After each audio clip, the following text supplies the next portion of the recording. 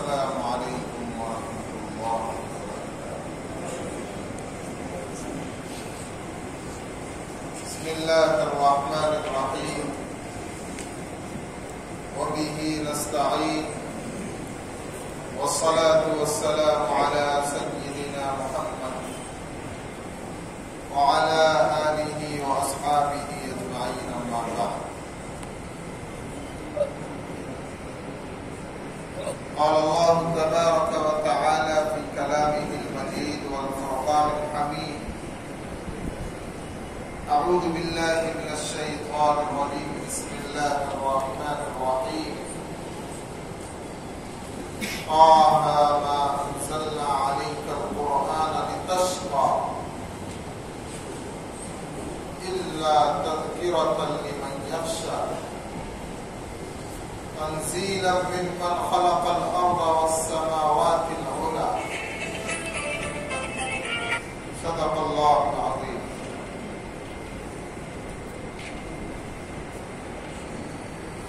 معزز و مکرم سامعین،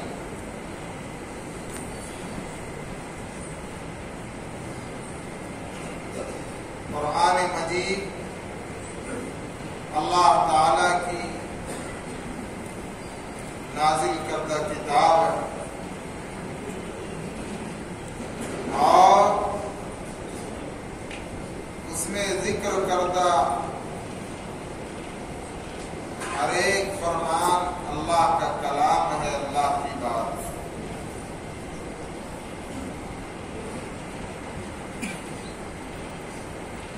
پیارے آقا حضرت محمد رسول اللہ صلی اللہ علیہ وسلم پر جب ابتدا میں قرآن مجید کا نزول ہوا، اللہ کے نبی صلی اللہ علیہ وسلم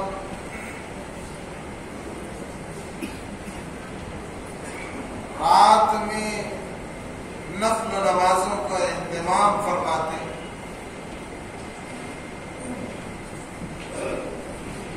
اور اس میں لمبی لمبی قرأتیں کرتے، قرآن مجید پڑھا کرتے۔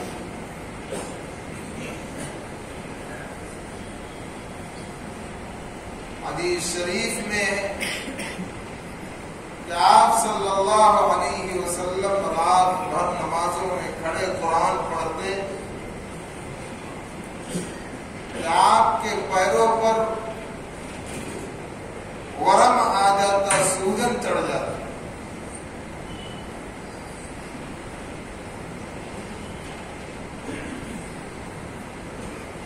اور مفسرین نے بات بھی بیان کی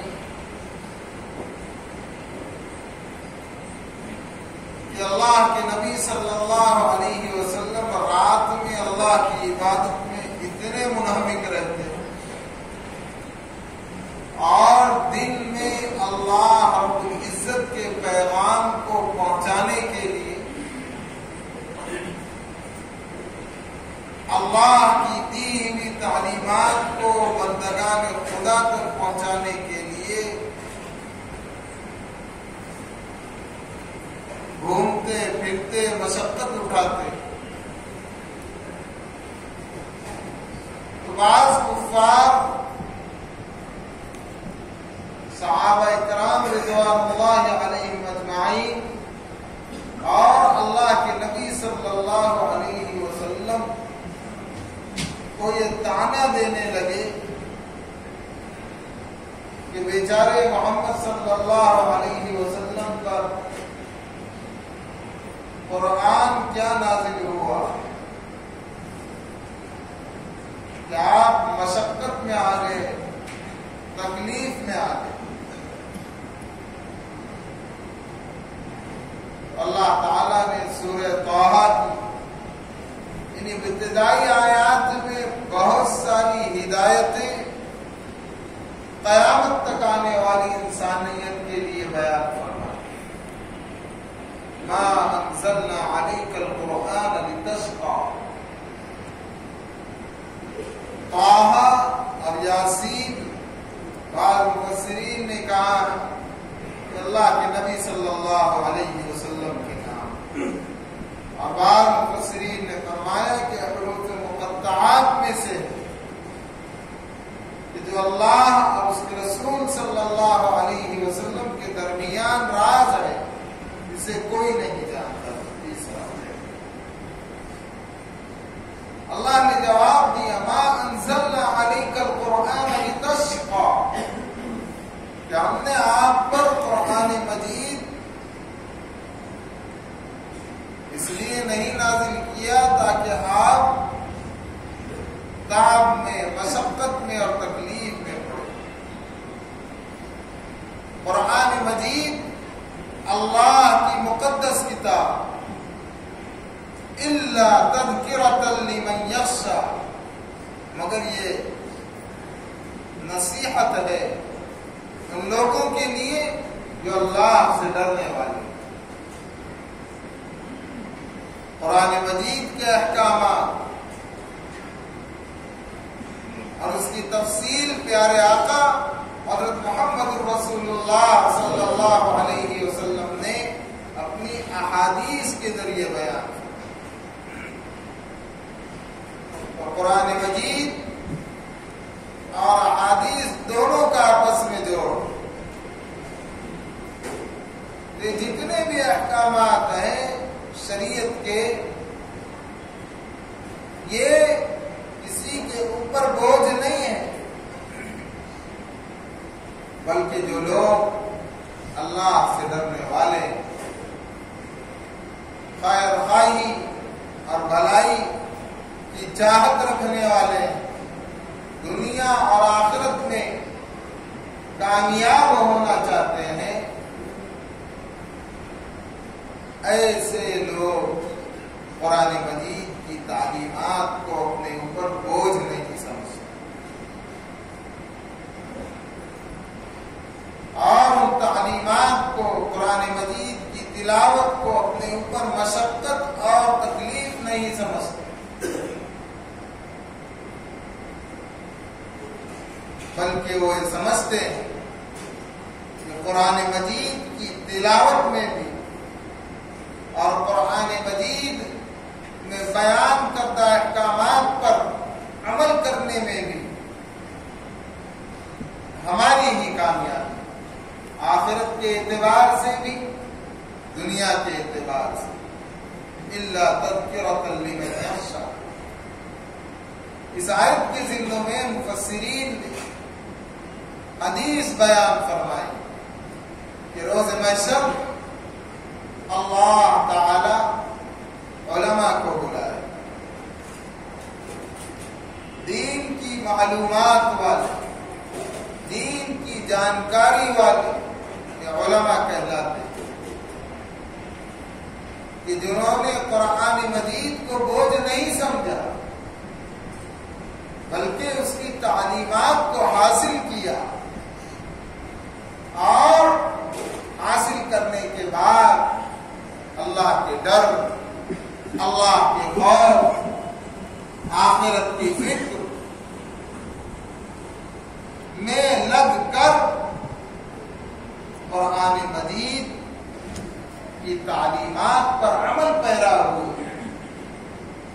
تو اللہ تعالی روز محشر ان کو بلائے گا اور کہے گا کہ علماء، میں نے تمہیں اپنے دین کی سمجھ، دین کا علم اسی لیے تمہارے سینوں میں محفوظ کیا تھا کہ تمہاری مغفرت کر دوں، اور تمہاری ساری خطاؤں کے باوجود میں تمہاری مغفرت کرتا ہوں.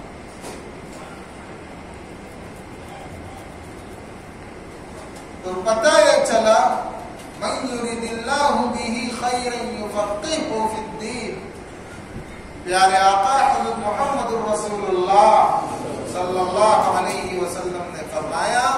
کہ اللہ تعالی جس بندے سے بھلائی کا ارادہ کرتے، جس بندے کو دنیا اور آخرت کے اعتبار سے اللہ کے نزدیک جو کامیابی ہے اس کامیابی والے راستے پر اور اس کی منزل پر پہنچانا چاہتے ہیں، یفقہہ فی الدین، اللہ اسے دین کی سمجھ عطا فرماتے، دین کا علم اسے دیتے، قرآن مجید کی تعلیمات اس کے سینے میں محفوظ ہوتی ہے۔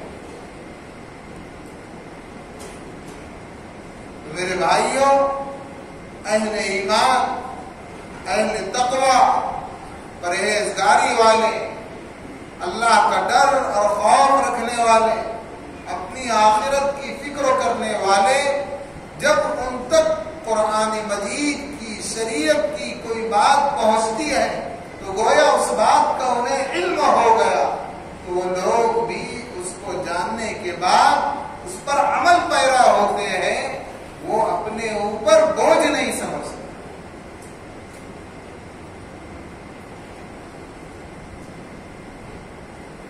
آج کل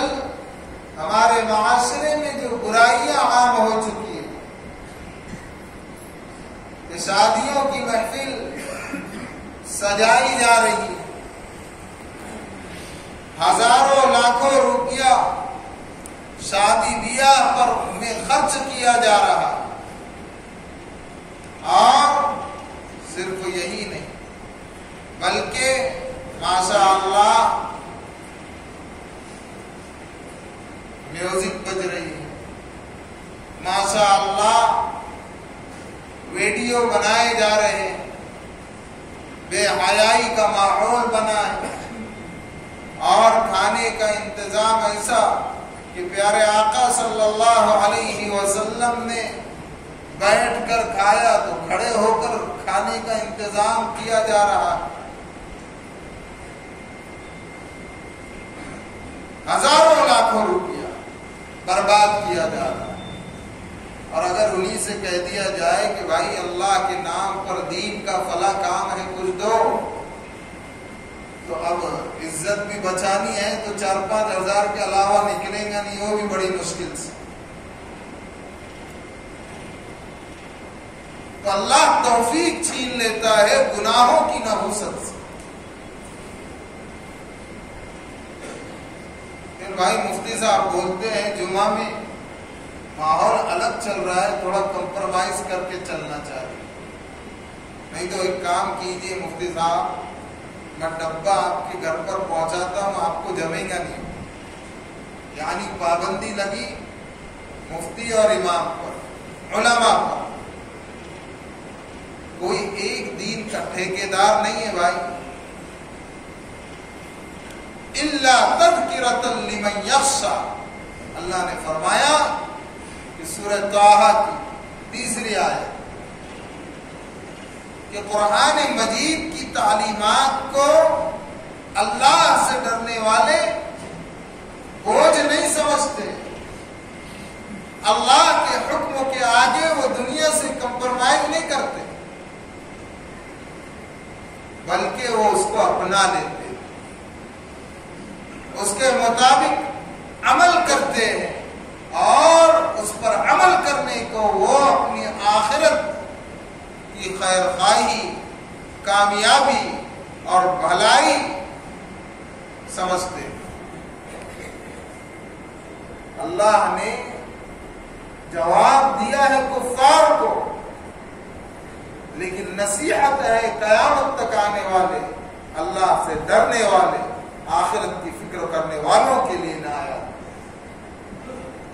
کہ تم قرآن مجید کو کیا سمجھ رہے ہو؟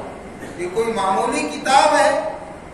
یہ کسی انسان کی لکھی ہوئی کتاب ہے؟ نہیں، تنزیل ممن خلق الارض والسماوات العلی، اللہ فرماتے ہیں کہ یہ اس رب کی جانب سے نازل کردہ کتاب ہے جس نے آسمانوں کو بنایا بلندی کے ساتھ اور زمین کو بنایا، یعنی اللہ ایسا خالق و مالک ہے کہ اس نے اس دنیا کے اندر ایسے الگ الگ اور مختلف النوع مخلوقات کو وجود بخشا، اور اس کی بادشاہت سمندر پر، اس کی بادشاہت ہواؤں پر، اس کی بادشاہت درختوں پر، اس کی بادشاہت رات پر، اس کی بادشاہت دن پر، اس کی بادشاہت آگ پر، اس کی بادشاہت پانی پر، ساری مخلوق پر اس کی بادشاہت۔ ایسے رب کا نازل کردہ کلام، وہ کسی ایسے ویسے کا پیغام نہیں، ایسے مالک اور خالق کا پیغام ہے، ایسے مالک اور خالق کی بات۔ اب دیکھا جا رہا ہے کہ لوگ قبرستان میں جاتے ہیں تو وہاں بھی شادی اور ولیمے کی بات چلتی ہے۔ یعنی ہم نے اپنے کانوں سے سنا کہ ماشاء اللہ قبر کے پاس کھڑے ہیں اور ایک کو دفنانے کے لیے آئے ہیں، لیکن وہاں بھی شادی اور ولیمے کی بات چل رہی۔ ہونا تو یہ چاہیے، اللہ کے نبی علیہ السلام نے فرمایا کہ میں نے تمہیں قبروں کی زیارت سے روکا تھا کسی حکمت کے تحت، لیکن قبرستان جایا کرو، عبرت حاصل کرو۔ ماشاء اللہ ہم دفن کے لیے لے کر آ رہے ہیں، جنازے کے ساتھ آ رہے ہیں، اور وہ دفن بھی ہو رہا ہے اور شادی اور ولیمے کی بات چل رہی ہے۔ اور فرمایا سلام کرو، السلام علیکم یا اہل القبور یغفر اللہ لنا ولکم وانتم سلفنا ونحن بالعذر۔ کیا قبر والوں تم پر سلامتی ہو، اللہ ہماری بھی اور تمہاری بھی مغفرت کرے۔ تم پہلے چلے گئے، اب ہم بھی تمہارے بعد آنے والے۔ اس کا ترجمہ میں نے کیا، مطلب بتایا۔ لوگوں کو قبرستان میں جانے کا سلام ہی نہیں معلوم، یاد ہی نہیں، تو کیا ہم قرآن مجید کی تعلیمات پر عمل کر رہے ہیں؟ طلب العلم فریضۃ علی کل مسلم و مسلمۃ۔ اتنا علم حاصل کرنا جو انسان کو صراط مستقیم بتلا دے، حلال اور حرام کی تمیز کرا دے، قبرستان کے آداب سکھا دے، ہر مسلمان مرد اور عورت پر فرض ہے۔ جب علم رہے گا، معلومات رہیں گی تو تعلیمات پر عمل ہوگا۔ اب نہ ہم نے کبھی فکر کی، افسوس ہوتا ہے ایسے ایسے نوجوان ملتے ہیں جن کی عمر 35 سال 40 سال، قرآن مجید پڑھنا نہیں آتا، کوئی دعا بتائی جائے تو مولانا عربی نہیں آتی۔ ارے اللہ کے بندو، اللہ کا کلام جو ہماری ہمیشہ ہمیش کی زندگی میں ہماری کامیابی کی بنیاد ہے، ہمیں قرآن پڑھنا نہیں آتا۔ مفتی صاحب ہندی میں پڑھ لیتا، تلفظ اور حروف کی صحیح ادائیگی ہندی میں نہیں ہو سکتی، عربی میں تو ادائیگی کے اوپر اور حروف کے مخارج، اس کے نکلنے کی جگہ کے بنیاد پر معنی میں فرق ہو جاتا ہے۔ تو سلام کرنے کا حکم ہوا، تو بھائی جب قرآن مجید ہی پڑھنا نہیں آتا تو قبرستان میں جانے کا سلام ہمیں کہاں معلوم؟ اب ماشاء اللہ قبرستان پہنچے، اللہ کے نبی علیہ السلام نے فرمایا کہ وہ تمہاری آواز سنتے ہیں، تم سلام کرو وہ جواب دیتے ہیں، تمہیں سنائی نہیں دیتا۔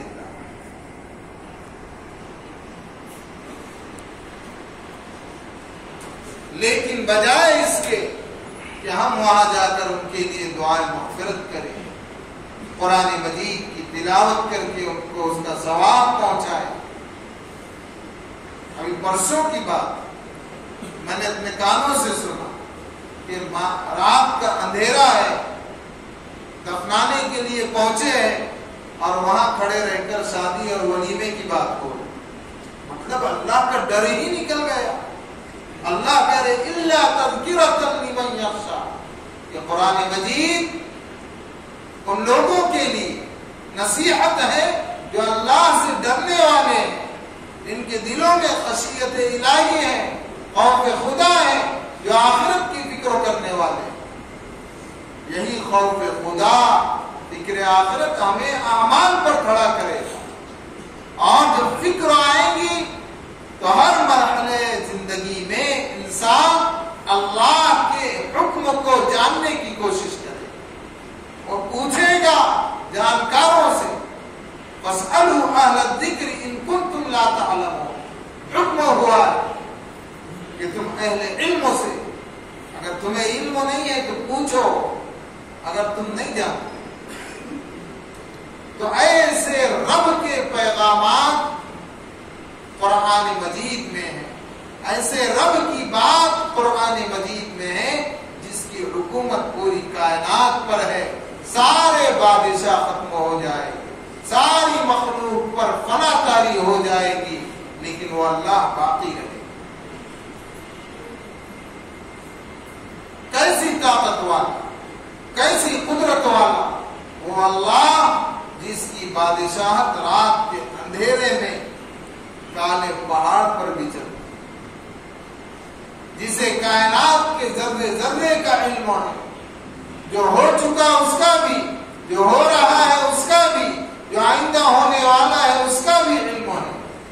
وہ فرما رہا ہے کہ ہم نے ما انزلنا علیک القرآن لتشقی، کہ قرآن اے نبی صلی اللہ علیہ وسلم آپ پر ہم نے اس لیے نہیں نازل کیا کہ آپ مشقت اٹھائے، اور قیامت تک آنے والی انسانیت کو بھی اس میں سبق ہے کہ یہ تمہارے اوپر بوجھ نہیں ہے، الا تذکرۃ لمن یخشی، اللہ سے ڈرنے والے اس سے نصیحت حاصل کرتے ہیں، اس کو اپنی آخرت کی کامیابی سمجھتے ہیں۔ تنزیلا ممن خلق الارض، یہ نازل کردہ ہے اس ذات کا جو خالق ہے زمینوں، والسماوات العلی، اور بلند آسمانوں کے خالق۔ اس لیے میرے بھائیوں، ہم اس بات کو اپنی زندگی کے ہر مرحلے میں جگہ دیں کہ ہم سے اللہ اور اس کے رسول صلی اللہ علیہ وسلم کا کوئی حکم نہ ٹوٹے، کوئی حکم نہ چھوٹے۔ اس دنیا کی چمک دمک میں ہماری آخرت کی فکر ختم ہوگی۔ ہم نے یہ سمجھ رکھا ہے کہ ہمیں اسی دنیا میں رہنا ہے، دنیا کے لیے جو فنا ہونے والی ہے، جو ختم ہونے والی ہے۔ انسان کی موت ہوئی، بادشاہ سے وہ میت کہلاتا، انسان کی موت ہوئی وہ ڈاکٹر سے میت کہلاتا ہے، انسان کی وہ موت ہوئی وہ عالم اور مفتی سے میت پر آ جاتا ہے۔ یہ انسان کی حقیقت ہے۔ اس کے ساتھ جو چیز آنے والی ہے وہ نیک اعمال، اخلاص کے ساتھ، اللہ کی رضا کے ساتھ کیے جانے والے اعمال اس کے ساتھ۔ لیکن اس چمک دمک نے اس فنا ہونے والی مختصر سی زندگی پر ہم کو لگا دیا۔ اس دنیا کے لیے ہم اتنی کوشش کر رہے ہیں، ہر آدمی چاہتا ہے کہ اس کا بہترین سے بہترین بنگلہ ہو، بہترین سے بہترین گاڑیاں ہو، خوب مال و دولت ہو، اس کا نام ہو۔ حالانکہ اس نے اگر اپنی زندگی پر غور کیا تو وہ یہ سمجھ لے گا کہ ابھی موت آتی ہے یا جب موت آتی ہے اسے خود اپنی زندگی کا بھروسہ، جو ہمیشہ رہنے والی زندگی، جو کبھی ختم نہیں ہونے والی زندگی ہے۔ آپ غور کیجیے اس کے لیے کتنی محنت کرنا چاہیے، کتنی کوشش کرنا چاہیے۔ بلکہ مومن کی شان تو یہ ہے کہ وہ اللہ کے کلام کو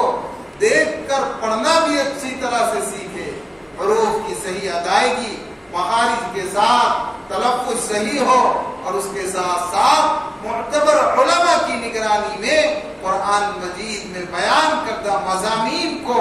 جانے، اللہ کے احکامات کو سمجھے، اور اس دنیا کی آنکھ کے بند ہونے سے پہلے انسان کو یہ تو معلوم ہو کہ میرے خالق میرے مالک کی یہ بات ہے، اس کا یہ کلام ہے، اور مجھ سے کیا کہنا چاہ رہا ہے، اور جتنا اپنی استطاعت میں ہے اپنے بس میں ہے اس پر عمل کرے۔ ہر مرحلے میں یہ ہونا چاہیے۔ اگر شادی میں اللہ اور اس کے رسول صلی اللہ علیہ وسلم کے پیغامات کو اپنایا جائے گا، وہ شادی برکت والی ہوگی، راحت و سکون والی ہوگی، اطمینان والی ہوگی، اللہ تعالیٰ اس رشتے کی حفاظت کرنے والے ہوں، اور جس رشتے کو جوڑنے ہی میں اللہ اور اس کے رسول صلی اللہ علیہ وسلم کے احکامات کو توڑا جائے تو اس سے کیا بھلائی کی امید کی جا سکتی؟ اللہ کا ڈر ہوگا تو چاہے انسان قبرستان میں ہو، چاہے اپنے گھر پر ہو، چاہے اس کا تعلق تجارت سے ہو، معاملات سے ہو، معاشرت سے ہو، اخلاقیات سے ہو، انسان اللہ کو حاضر ناظر جان کر اللہ کے احکامات کو توڑنے سے ڈرے گا۔ اور جب اللہ کا ڈر نکل جائے گا تو قبرستان میں پہنچ کر مردوں کے سرہانے کھڑے رہ کر قبروں کے پاس رہ کر شادی اور ولیمے کی بات کرے۔ الا تذکرۃ لمن یخشی، اللہ فرما رہے ہیں کہ میرا ڈر رکھنے والے وہ لوگ جن کے دلوں میں خشیت الہی ہے، فکر آخرت ہے، اللہ کا ڈر اور خوف ہے، وہ میرے قرآن سے نصیحت حاصل کریں، انہی لوگوں کے لیے نصیحت۔ میرے بھائیوں، یہ دین ہم تک بڑی مشقتوں کے بعد آیا، بہت تکلیفوں کے بعد آیا ہے۔ پیارے آقا حضرت محمد رسول اللہ صلی اللہ علیہ وسلم اور آپ کے صحابہ اس دین کے خاطر بھوکے رہے، اپنے بچوں کو یتیم کر دیا، اپنی عورتوں کو بیوہ کر دیا، سخت مشکل حالات میں انہوں نے دین کو آگے بڑھایا اور یہ ہم تک پہنچا ہے۔ ہمیں ایسا ملا تو قدر نہیں، ہمیں اس کا پھل نظر نہیں آ رہا، اس کا رزلٹ دنیا میں تو کم آخرت میں زیادہ ملے گا۔ یہاں پر ایک کام کرے تو 100 کی نوٹ آ، یہاں نقد نظر آ رہا، اس لیے دنیا کے پیچھے لگ گئے، لیکن ایک سبحان اللہ کا اللہ کیا بدلہ دے گے جب آخرت میں ملے گا تو انسان پچھتائے گا کہ کاش میں زندگی میں ہر لمحے اور ہر وقت کو اللہ کی یاد کے ساتھ گزارا، اللہ اور اس کے رسول صلی اللہ علیہ وسلم کے پیغامات کے اوپر عمل پیرا ہو کر گزارا۔ یہ میرے بھائیوں سمجھو، اس دین کی ہم قدر کریں جو دین ہم تک بڑی محنتوں بڑی مشقتوں کے بعد آیا۔ کریں گے انشاءاللہ۔ انشاءاللہ ہم جس طرح شادی ہال کو سجاتے ہیں مسجدوں کو اعمال کے ذریعے سجائیں، کریں گے انشاءاللہ۔ جس طرح ہم شادی بیاہ میں فضول خرچی کرتے ہیں اللہ کے دین کے نام پر، مسجدوں کے نام پر، مدرسوں کے نام پر، خانقاہوں کے نام پر، غریب مسکین اور محتاج کی مدد کے نام پر، اس فضول خرچی والے عمل کو روک کر اسی رقم کو اللہ کے نام پر لگائیں گے انشاءاللہ۔ دیکھیے وقت کم ہے، اس لیے میں خود اعلان کر رہا ہوں، دارالعلوم دیوبند میں ایک مدرسہ ہے شیخ زکریا،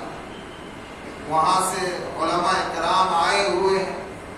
1650 کے قریب طلبہ زیر تعلیم ہیں، مسجد کی تعمیر ہو رہی ہے، سبھی حضرات سے درخواست ہے کہ اس میں بھی حصہ لگائیں اور اللہ کے نام پر اس میں بھی لگائیں، اور مجھ سے بھی آ کر پوچھتے رہیں، لوگ آتے ہیں ضرورت مند مدرسوں والے مسجد والے، اس سے پوچھا کریں تاکہ انشاءاللہ آپ کی صحیح رہنمائی کی جائے۔ اللہ تعالی ہم سبوں کو عمل کی توفیق عطا فرمائے۔ وآخر دعوانا ان الحمد للہ رب العالمین۔